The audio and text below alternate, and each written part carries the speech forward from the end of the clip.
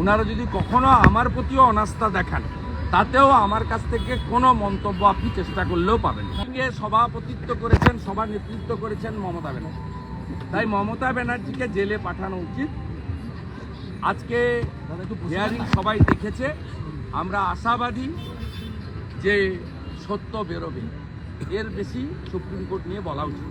সিবিআইয়ের প্রতি অনাস্থা রয়েছে, নির্যাতিতার মার ফের তিনি হাইকোর্টে নির্যাতিতা মা প্রণম, তাদের ব্যথা বেদনার আপনি আমি কেউ অংশীদার হতে পারবো না। আমি বারে বারে বলেছি, তারা যা বলছেন তার কাউন্টার আমার মুখ থেকে পাবেন না। আমার সঙ্গে ওই পরিবারের অত্যন্ত নিবিড় সম্পর্ক এবং ওনার পিতৃদেব মাতৃদেবী আমাকে বলেছেন, আপনি বোন বলেছেন, আপনি আপনার কর্তব্য করুন। আমার সীমাবদ্ধ ক্ষমতার মধ্য দিয়ে আমি তাদের পাশে আছি। ওনারা যদি কখনো আমার প্রতিও অনাস্থা দেখান, তাতেও আমার কাছ থেকে কোনো মন্তব্য আপনি চেষ্টা করলেও পাবেন না। তদন্তকারী তারা অফিসারদের প্রতি তদন্তকারী সংস্থার প্রতি আমি ওনার কোনো মন্তব্য বলবো না। উনি যা সবচেয়ে বেশি সাফারার উনি, আপনি আমি নই।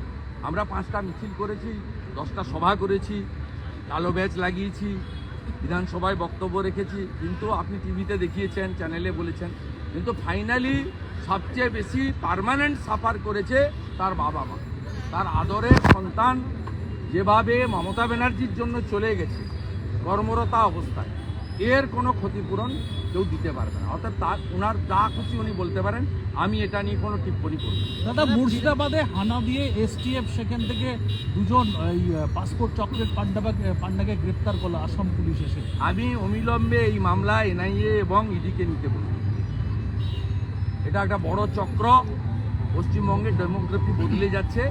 এই চক্রের জন্য যেই থাকুক, যারাই যুক্ত থাকুক, তাদেরকে হেমাতে অ্যারেস্ট করা।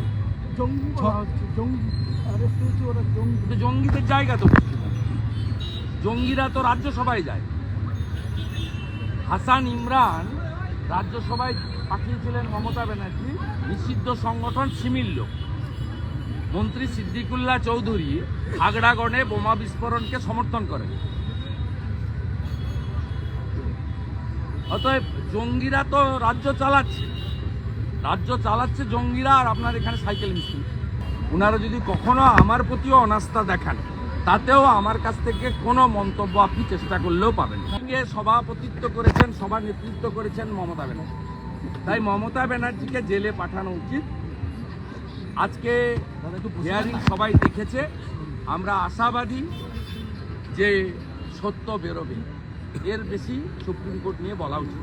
সিবিআইয়ের প্রতি অনাস্থা রয়েছে, নির্যাতিতার মার ফের তিনি হাইকোর্টে নির্যাতিতা মা প্রণম, তাদের ব্যথা বেদনার আপনি আমি কেউ অংশীদার হতে পারবো না। আমি বারে বারে বলেছি, তারা যা বলছেন তার কাউন্টার আমার মুখ থেকে পাবেন না।